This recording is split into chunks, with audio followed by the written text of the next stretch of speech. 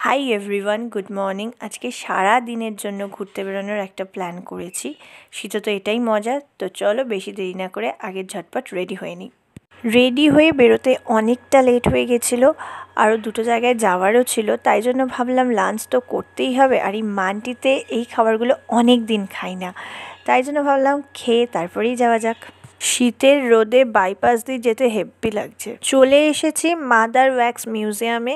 অনেক দিন ধরে টার্গেট রেখেছিলাম আসার, কিন্তু হয়ে ওঠেনি, তো আজ ফাইনালি আসতে পেরেছি। বেশি দেরি না করে চলো ঢোকা যাক। ঢুকে পড়েছি। 5th আর 6th ফ্লোর মিলিয়ে এটা।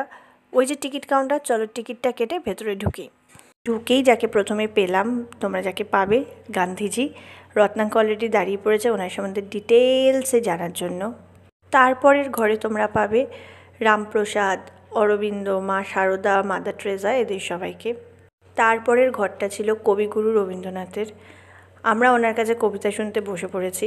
তোমরা আসবে, এসে অবশ্যই ওনার কাছে কবিতাটা শুনো, বেশ ভালো লাগবে।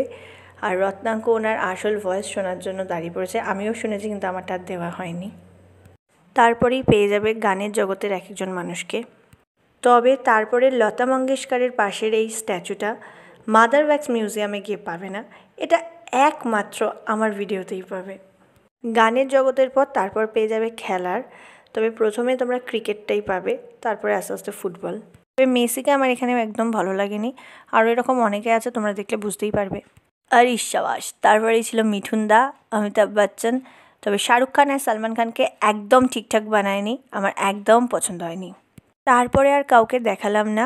অ্যানিমেশন, কার্টুন, অ্যাভেঞ্জার্সের অনেকেই ছিল, তোমরা আসলে দেখতেই পাবে। আমি চলে এসেছিলাম এখান থেকে ভিউ পয়েন্টটা দেখতে। রাত্রে এটা জাস্ট অসাম লাগছিল। এখন মিউজিয়াম থেকে বেরিয়ে যাচ্ছি, আর এখন বাজে 7টা। মিউজিয়াম থেকে বেরিয়ে ডাইরেক্ট চলে এসেছি ক্যালকাটা ব্রিস্টোতে। তখন 7টার সময় বেরিয়েছিলাম, এখন 8টা বাজে, না 8টারও বেশি বাজে এখন। অনেকক্ষণ সময় লাগলো আসতে, এতটা রাস্তা। তো কোমর টোমর একদম ধরে গেছে, যাকে বলে, কি বলবো আর। সো এখান থেকে এখন ডিনার করে তারপর বাড়িতে ফিরবো। আজকে সারাটা দিন দারুণ কেটেছে। আর তোমাদের আমার ভিডিও কেমন লাগলো অবশ্যই জানিয়ে দাও।